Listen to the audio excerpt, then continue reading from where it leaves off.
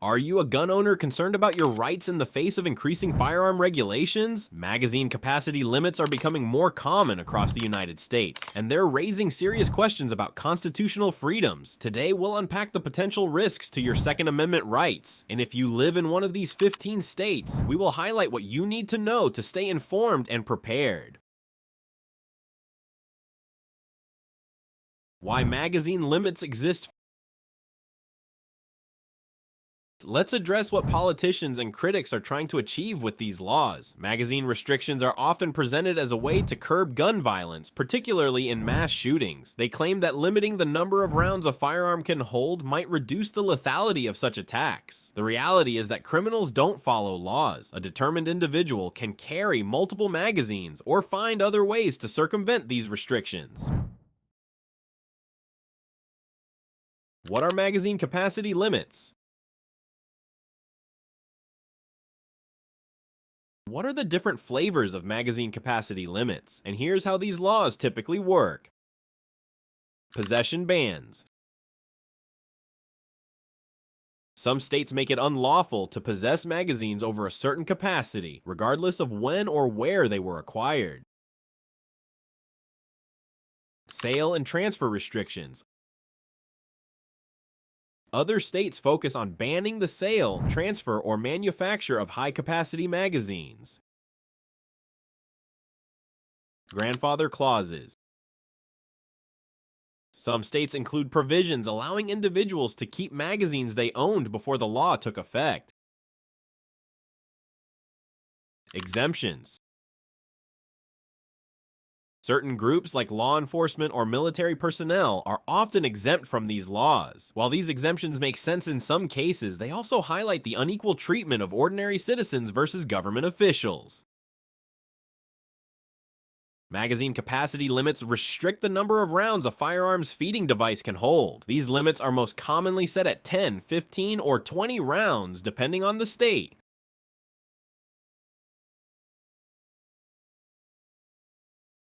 Let's dive into the state-by-state breakdown.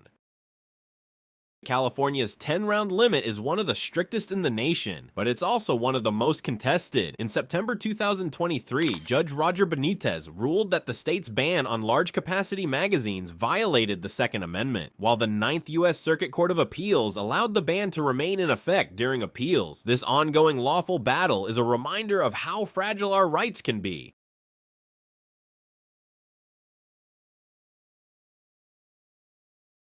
Colorado limits magazines to 15 rounds, but allows those owned before July 1st, 2013 to be retained if continuously possessed. For gun owners, this raises questions about enforcement and the practical challenges of proving continuous ownership.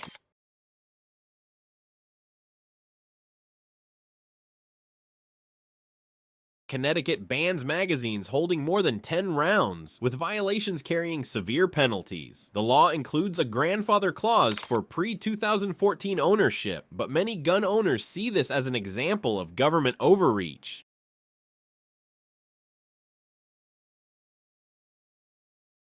Delaware's 17-round limit might seem more lenient, but for many gun owners, it's still a restriction on their ability to exercise their rights freely.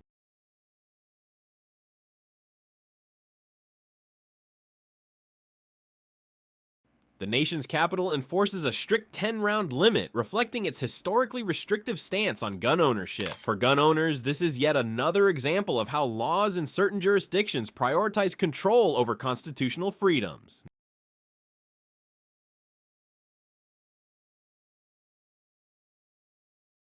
Illinois bans magazines holding more than 10 rounds for rifles and 15 rounds for handguns. These laws, enacted in 2023, are seen by many gun owners as a step toward more comprehensive restrictions.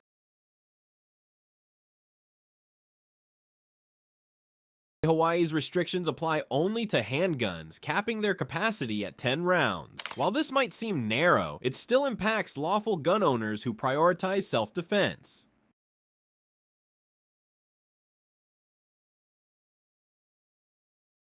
Maryland's 10-round limit includes exemptions for law enforcement, highlighting the unequal application of these laws.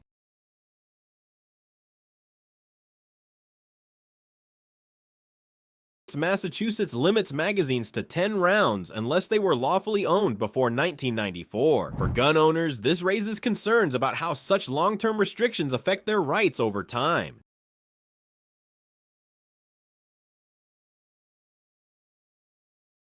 New Jersey's 10-round limit includes exemptions for certain groups, but for everyday gun owners, it's another example of restrictive laws that don't address the root causes of violence.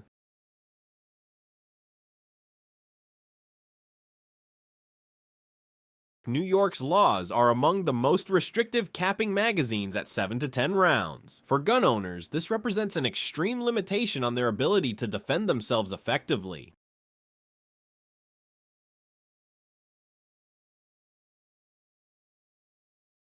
Rhode Island's 2022 law banning magazines over 10 rounds came with a tight deadline for compliance, leaving many gun owners feeling targeted and unprepared.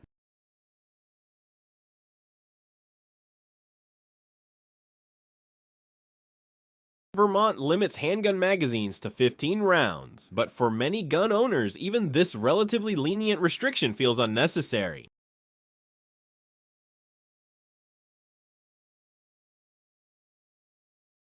While Virginia doesn't have a statewide limit, its definition of assault firearms includes handguns with magazines over 20 rounds. This serves as a reminder that even states without explicit limits can still impose restrictions in other ways.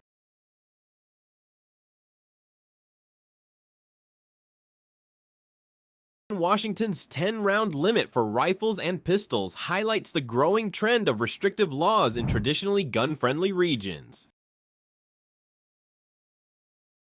City-specific restrictions.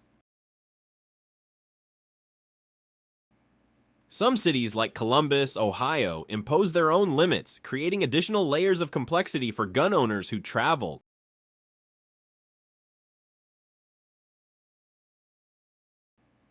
We have 3 questions to test your understanding of magazine capacity limits and how they apply in real-world scenarios. Question number 1. If a gun owner possesses a magazine that exceeds the lawful limit in their state, what steps can they take to ensure compliance without forfeiting their rights?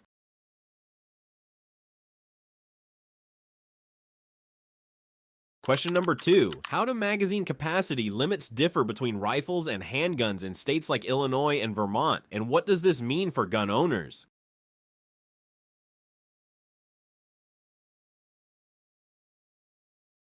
Question number 3. What are the potential lawful consequences for a gun owner who unknowingly violates a magazine capacity law while traveling between states?